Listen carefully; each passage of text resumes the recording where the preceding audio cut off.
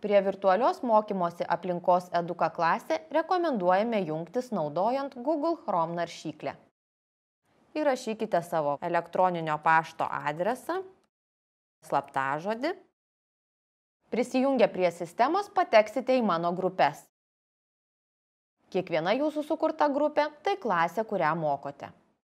Norėdami susipažinti su virtualia mokymosi aplinka, galite pasinaudoti virtualia pagalba, kurią rasite paspaudę viršuje esantį klaustuką.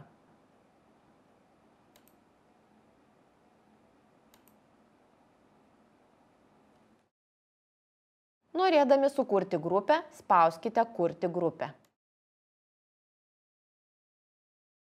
Atsidariusiame lange įrašykite grupės pavadinimą ir spauskite Toliau.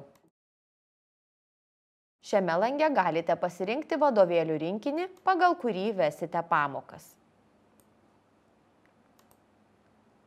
Vadovėlius galite peržiūrėti pasirinkdami jūs dominantį dalyką ir klasę.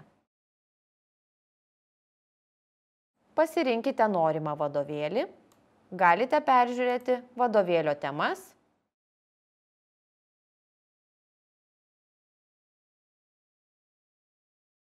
ir norėdami sukurti grupę su šiuo vadovėliu, paspauskite Patvirtinti. Atsidariusiame lange dar kartą peržiūrėkite informaciją apie grupę ir sukurkite ją paspausdami Patvirtinti. Jūs sukūrėte grupę, kurią galėsite matyti viršutinėme meniu paspaudę Mano grupės. Norėdami, kad mokiniai prisijungtų prie sukurtos grupės, turėsite jiems pasakyti grupės kodą, kurį rasite pasirinkę norimą grupę. Šį kodą mokiniai turės įvesti registruodamiesi virtualioje mokymosi aplinkoje Eduka klasė. Sukūrę grupę, galite į ją pakviesti savo mokinius. Pasakykite mokiniams grupės kodą, kurį rasite įėję į grupę.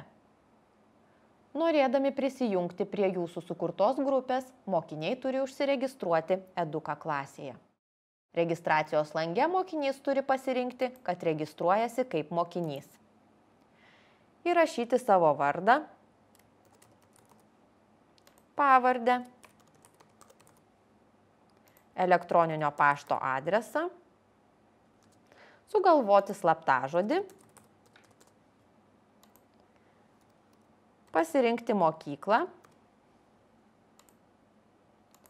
ir įvesti grupės kodą, kurį jiems pasakėte. Taip pat mokiniai turi pažymėti, ar nori gauti naujienlaiškį ir paspausti Registruotis. Prisijungęs mokinys matys jūsų sukurtą grupę ir pateiktas užduotis.